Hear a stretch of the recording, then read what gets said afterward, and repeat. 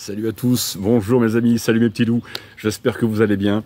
Je suis heureux aujourd'hui de pouvoir vous présenter pour cette nouvelle vidéo 2 albums qui viennent d'arriver chez moi, des albums excellents qui n'arrêtent pas de jouer, de tourner sur ma platine.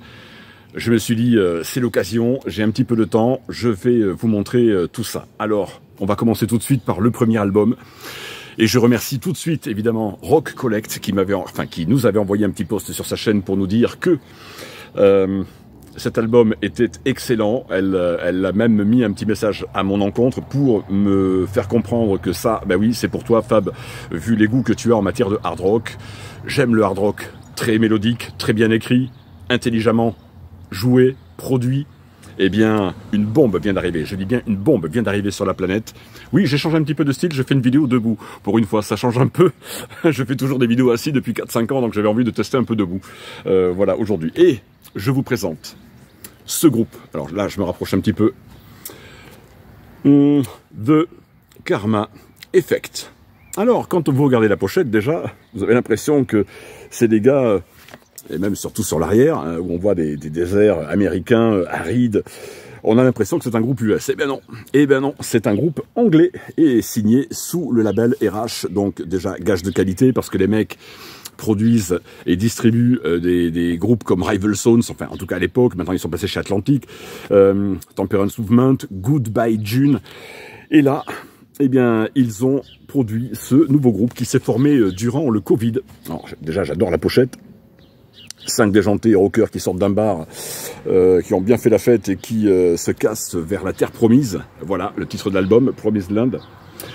Et alors, quand j'ai écouté ce disque, j'ai écouté d'abord des extraits sur Internet, YouTube, et là, j'ai compris immédiatement, tout comme notre ami de Toulousaine Rock Collect, que ce disque était pour moi, il fallait qu'il rentre dans ma discothèque.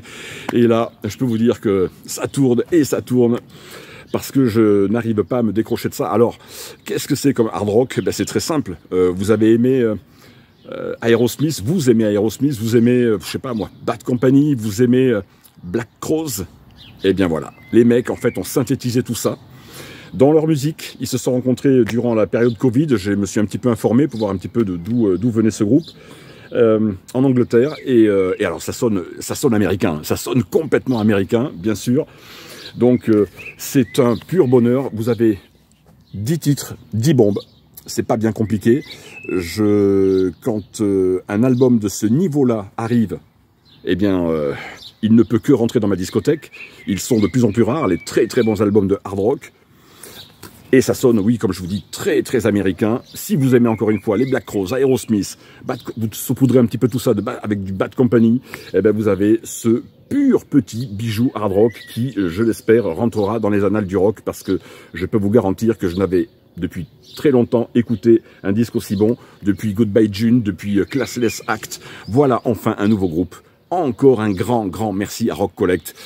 T'es génial. Surtout, continue, ma cocotte, de m'envoyer des petits liens comme ça quand tu découvres des groupes comme ça, parce que moi, je l'aurais même pas, si ça se trouve, remarqué, ce disque. Donc, c'est fabuleux, quoi. C'est fabuleux de pouvoir à nouveau écouter ces mecs-là. Alors, oui, c'est...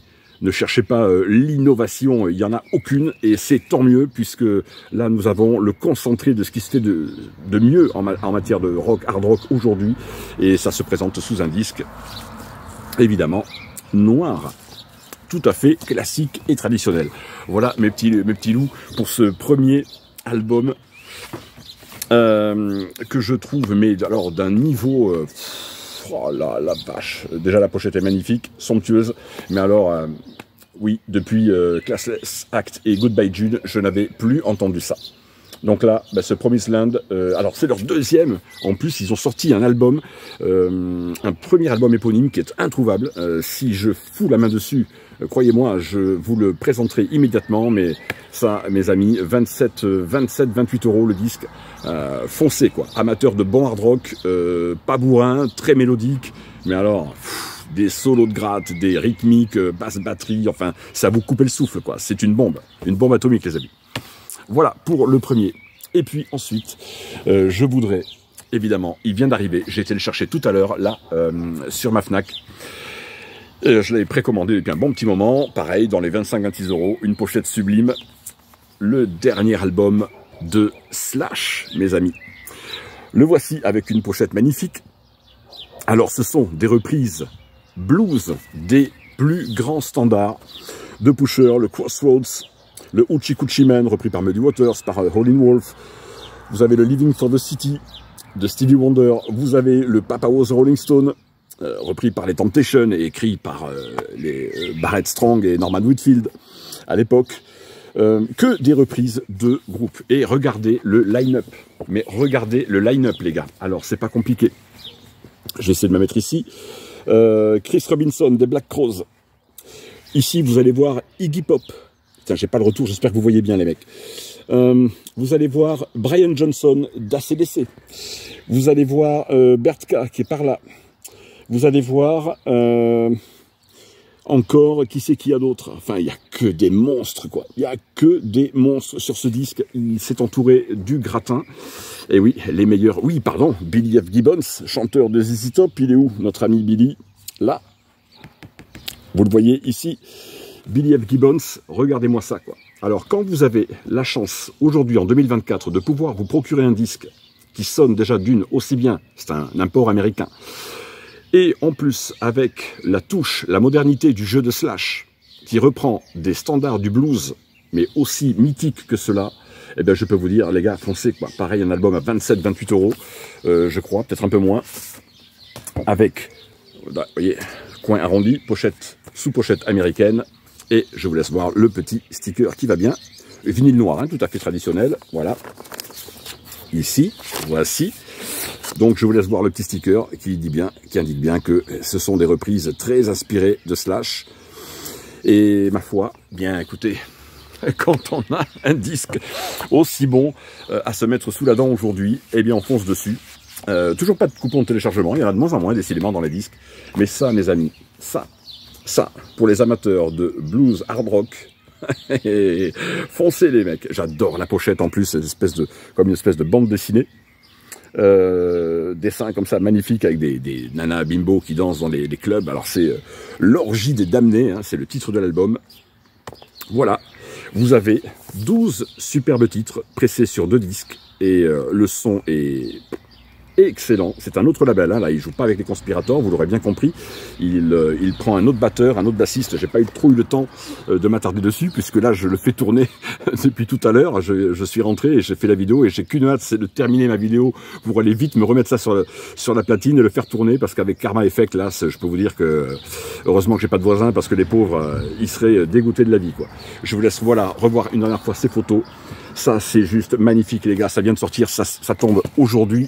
Et donc, pour vous faire un petit clin d'œil, on revient en 2014. Il vous faut évidemment ce World on Fire que je vous avais présenté il y a très longtemps sur la chaîne. Il vous faut ce Slash là. Là, ce sont des compositions évidemment originales.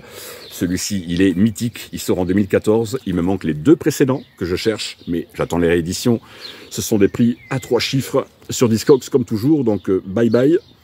Voilà, 2014, un super disque de Slash. Et encore, je me dépêche parce que je pense que la pluie va pas tarder. En 2019, 5 ans plus tard, il revenait avec ce Living the Dream, toujours avec Miles Kennedy et les Conspirators. Et comme je vous disais, donc, sur l'album qui sort aujourd'hui, c'est un line-up tout à fait différent puisqu'il reprend un petit peu le principe de ce qu'il avait fait sur son premier album en 2010. Après le Velvet Revolver, où il avait invité Ozzy Osbourne et d'autres immenses stars.